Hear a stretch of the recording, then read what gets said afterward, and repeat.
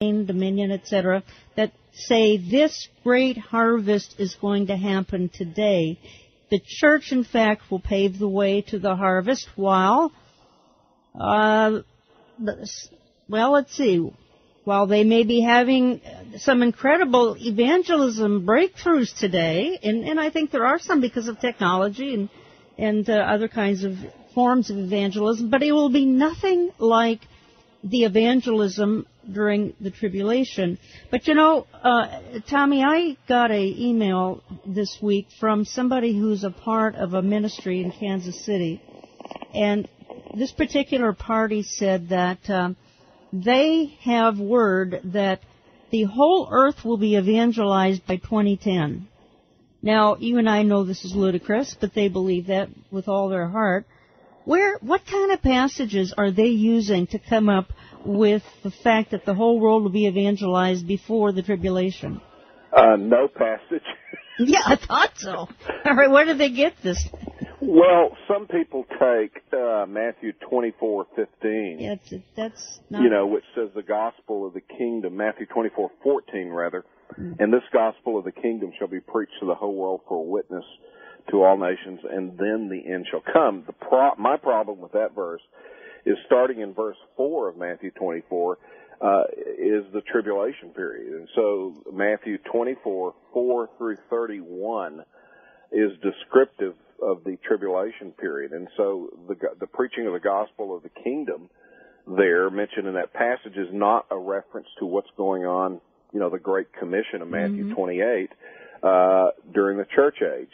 And so it's going on during the tribulation, and I would parallel that passage in the book of Revelation to the angelic preaching of the gospel. So you have, during the tribulation, normal evangelism going on like today, just regular people preaching the gospel or people reading books. I can imagine after the rapture, many of those who are unbelievers who knew of the rapture are going to start thinking about what happened to these people, Exactly. And I think you're going to have people getting saved if the rapture is ground zero, right after ground zero, during that interval, even before the tribulation starts. I think you're going to have millions of people come to faith in Christ during that time. Then you're going to have the two witnesses who are going to be preaching the gospel, especially to Israel. Then you have the 144,000 witnesses who I think will be spread globally preaching the gospel, and they'll have supernatural abilities to not get killed.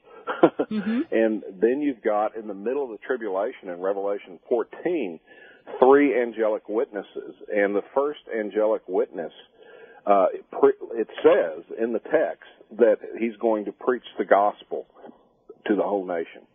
And this is right before the giving out of the mark of the beast. And that's why the third angelic announcement is warning against taking the mark of the beast, warning you that you will spend eternity in the lake of fire if you take the mark. And so the whole world is going to be evangelized. And the tribulation, Jan, is going to be just a phenomenal time compared to today, because it's going to be a time of angels are all over the place in the book of Revelation and even in other Old Testament passages, and it's going to be a time of supernatural events, and people are going to know that this is a battle between God and Satan that's going to polarize the world, into the gospel.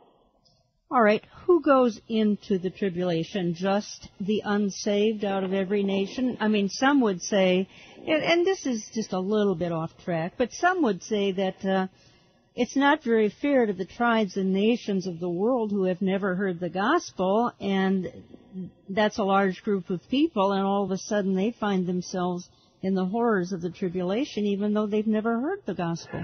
Well, in the church age in which we live today, virtually everyone has an opportunity to hear the gospel today.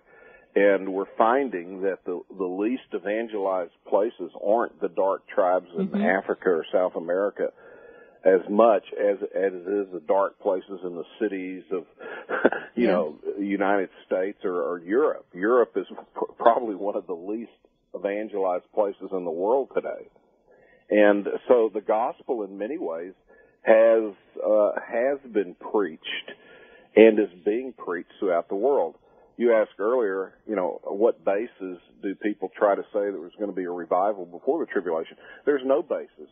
The Bible teaches that the church age is a time in which the gospel is going to be being preached, and there's no specific prophecy about the church age of the proportional success of the gospel of people coming to faith in Christ. There's just general statements about the gospel is going to be preached like in the parables of Matthew 13, and there's going to be various responses to the gospel.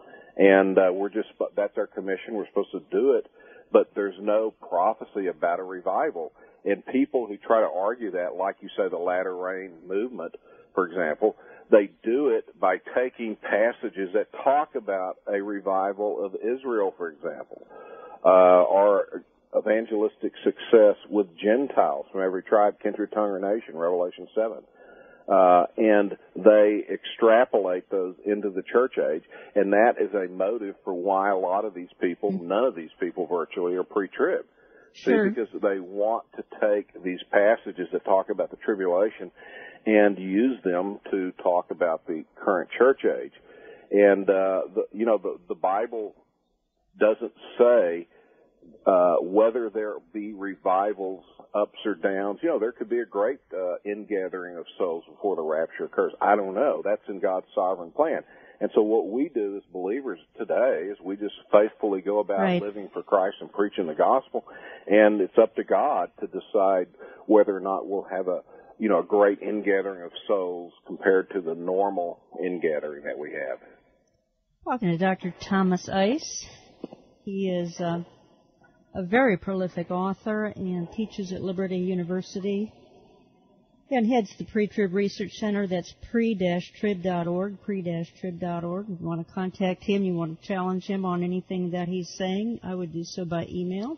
All right, let's move on here, Dr. Ice, to this issue of those getting saved in the tribulation. Now, you say that a question you hear a lot as you go about teaching is, if a person rejects the gospel in this life, they then are blinded to the truth in the tribulation. Now, there's a mixed bag of opinion out there. You and I know some great prophecy scholars who say if you reject the gospel in this life, you don't stand a chance during the tribulation. You and I don't believe that, but why don't we expound on that for just a minute? Because you believe, as do I, that anybody can get saved during the tribulation, whether they rejected God in this life or not. Yeah, I think that, what I used to hear was that if you've heard the gospel and understood the gospel before the rapture and you turn it down, then you will not be able to believe the gospel after the rapture. And I think the motive for saying that was, here a person was in an evangelistic meeting or whatever, and they were hearing the gospel, and, you better not walk out of here, unless you trust Christ. Now, I certainly believe today is the day of salvation, and a person should trust Christ now, not tomorrow, today. But the 2 Thessalonians passage that they try to base this on doesn't support that view. Because what's going on in 2 Thessalonians 2, first of all, the apostasy, that's being spoken of in verse 3, is going to occur during the tribulation period.